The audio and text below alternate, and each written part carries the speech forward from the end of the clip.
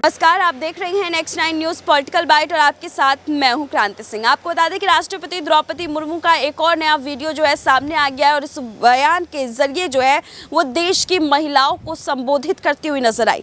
क्या कुछ कह रही थी महिलाओं को लेकर के, सुनिए। मैं प्रायः कहती हूँ कि महिला सशक्तिकरण के सामाजिक और आर्थिक दोनों पहलू हैं, लेकिन साथ ही साथ इसमें आध्यात्मिक पहलुओं को भी जोड़ना चाहिए। आज भारत विश्व की 5वीं सबसे बड़ी अर्थव्यवस्था है। भारत एक और बड़ी आर्थिक महाशक्ति के रूप में उभरे। इसके लिए एक अत्यंत महत्वपूर्ण है कि वर्कफोर्स में भी अधिक से अधिक महिलाएं भागीदारी बने। अनेक क्षेत्रों में महिलाओं की भागीदारी बढ़ रही है, लेकिन क्या ये अपने क्षेत्र में सर्वोच्च स्थान पर पहुंच पा रहे हैं? एक आंकड़े के अनुसार भारतीय कंपनियों के बोर्ड में केवल 7% महिलाएं एग्जीक्यूटिव पोजीशन पर है। प्राइवेट सेक्टर में मिडिल लेवल में मैनेजमेंट में भी वुमेन पार्टिसिपेट में एक स्तर के ऊपर कभी देखा नहीं जा रहा है। इसका मुख्य कारण है पारिवारिक दायित्व। मैं देखती हूं कि कामकाजी महिलाएं ऑफिस के साथ साथ घर की जिम्मेदारी भी उठानी पड़ती है। हमें ये सवाल पूछा होगा कि क्या बच्चों और घर की जिम्मेदारी केवल महिलाओं की है? हमें इस सोच को बदलने की जरूरत है। उन्हें परिवार से और अधिक सहयोग की जरूरत है, जिससे वे बिना किसी बाधा के अपने करियर में सर्वोच्च शिखर पर पहुंच सके।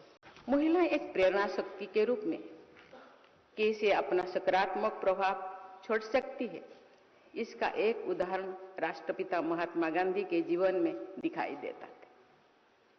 गांधी जी की प्रेरणा के स्रोत उनकी पत्नी कस्तूरबा गांधी थी। गांधी जी से असहमत होने पर कस्तूरबा जी असहयोग करती थी, जिसका गांधी जी ने कई बार उल्लेख किया था।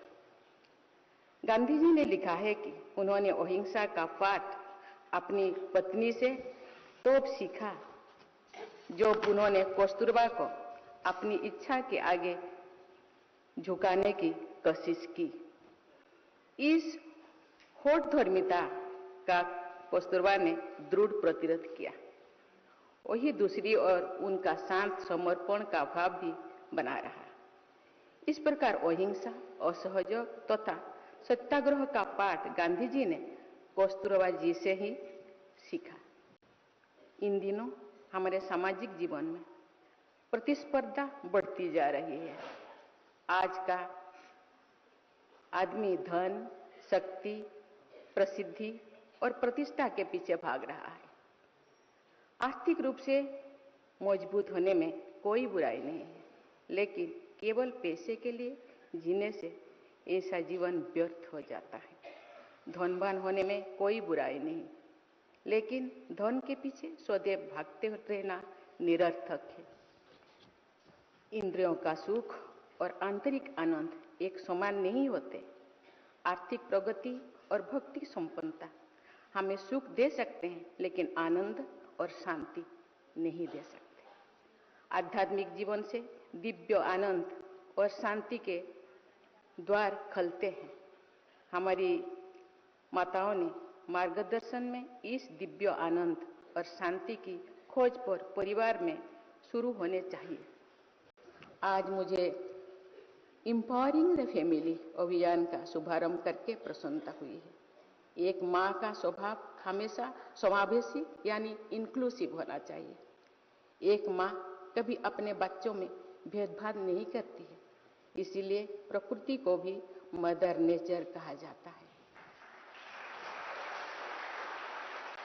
भारतीय परंपरा में परिवार को सबसे अधिक महत्व दिया जाता है। स्वस्थ परिवारों का योग आदर्श गांव में है। आदर्श ग्रामों के संयोजन से आदर्श जनपद और आदर्श जनपदों के संयोजन से आदर्श राष्ट्र बनता है। इसका तात्पर्य ये है कि परिवार ही आदर्श जीवन का आधार है। जैसा कि हम सभी जानते हैं, परिवार में पहले शिक्षक हमारी माँ होती है। माँ न केवल बच्चों को परिवार बल्कि पड़ोसियों और पर्यावरण से परिचित करती है, बल्कि प्रचलित मूल्यों को भी बात करती है। हमारी माताएं हमें हमारे शास्त्रों और पुराणों से परिचित कराती है और हमें कोई प्रेरणादायक कहानी भी बताती है। हम सभी ने बचपन में सभी सावित्री, सीता, अनुसुईया के बारे में सुना है। हमने अर्जुन की वीरता और कर्ण के दान की गाथाएं बच्चों को सुनाते हैं। हमने श्रवण कुमार की पितृभक्ति और हरिश्चंद्र की सत्य के प्रति निष्ठा के बारे में भी सुना है। लेकिन मुझे लगता है कि इन दिनों माताएं अपने बच्चों को ये आदर्श जीवन के बारे में बताते कि नहीं। मुझे लगता है बताना प्राथमिकता है। वे बचपन से ही अपनी संतान को कैरियर कॉन्शियस बनाते हैं। माताएं चाहती है कि उनका बच्चा डॉक्टर हो, इंजीनियर हो, बड़ा अधिकारी या वैज्ञानिक बने। लेकिन माताओं को चाहिए कि वे अपनी संतान को सबसे पहले एक अच्छा इंसान बनने की प्रेरणा दें।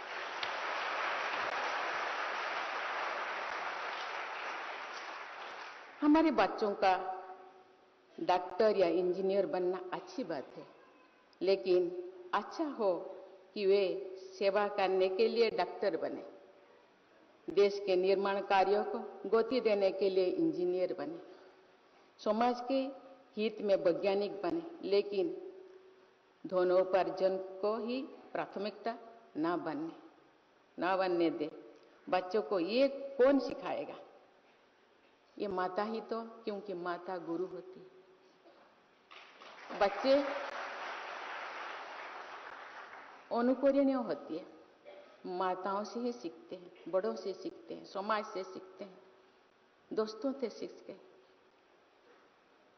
यह बात सिर्फ माँ ही बच्चों को सिखा सकती है। माँ ही कह सकती है, बाबू जीवन में बड़ा होना अच्छा है, लेकिन अच्छा होना इससे भी बड़ी बात है। बच्चों का दिमाग कच्ची मिट्टी की तरह नरम और आकारहीन होती है। इस मिट्टी के पिंड से दिव्य मूर्ति बनाई जा सकती है। माँ यदि चाहे तो बच्चों को दिव्यता दे सकती है। यानी माताओं के प्रयासों से परिवार एक आदर्श परिवार बन सकता है। अगर हर परिवार एक आदर्श परिवार बन जाए तो समाज का स्वरूप अपने आप बदल जाएगा। हमारे समाज को मूल्य आधारित समाज में बदला जा सकता है। महिला सशक्तिकरण को लेकर के जो है अपने बड़े दावे, बड़े बयान को लेकर के इस वक्त राष्ट्रपति द्रौपदी मुर्मू ने जो है महिलाओं के दिलों में जगह बना ली है। इस पूरे खास रिपोर्ट को सुनने के बाद आप लोग की क्या तर्क है, कमेंट सेक्शन में जरूर बताइएगा।